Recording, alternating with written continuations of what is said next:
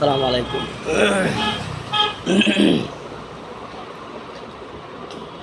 আজকে March for Palestine, March for Gaza একটা programme হাতে নেওয়া হচ্ছে সারা পৃথিবীব্যাপী, শুধু বাংলাদেশ নয়, সারা পৃথিবীব্যাপী যে একটি উদ্যোগ গ্রহণ করা হয়েছে গাজাকে সামনে রেখে গাজাকে সাপোর্ট করার জন্যে।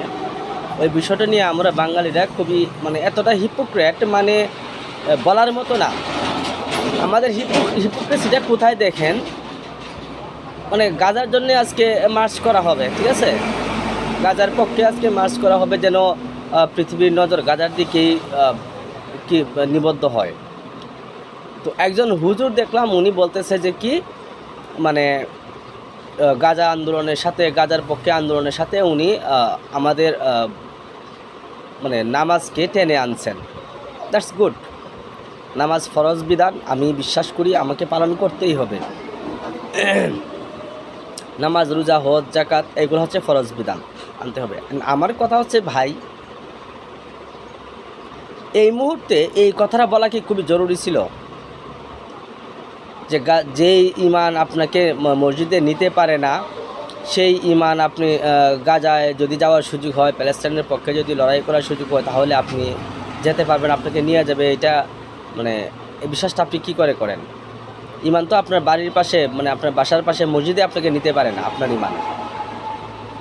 সুন্দর কথা, ভালো কথা, আমি অ্যাকসেপ্ট করতেছি এটা, আমি এটা কিন্তু এক্সপান্স করতেছি না, আমি এটা অ্যাকসেপ্ট করতেছি। হ্যাঁ ভাই, ঠিকই বলছেন।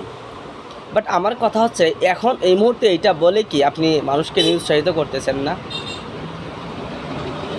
আপনারাই তো ওয়াজ করেন, আপনাদের কাছ থেকে শুনছি যে ভাই সর্বনিম্ন ইমান হচ্ছে কি, সবচেয়ে ছোটো ইমানদার যে তার দায়িত্ব কি, তার ইমানের দূরত্ব দৌরাত্ম কতটুকু, যে সে ঘৃণা করবে অন্তর থেকে, হাত দিয়ে প্রতিরোধ করবে, মুখ দিয়ে প্রতিরোধ করবে, না হলে অন্তর দিয়ে ঘৃণা করবে।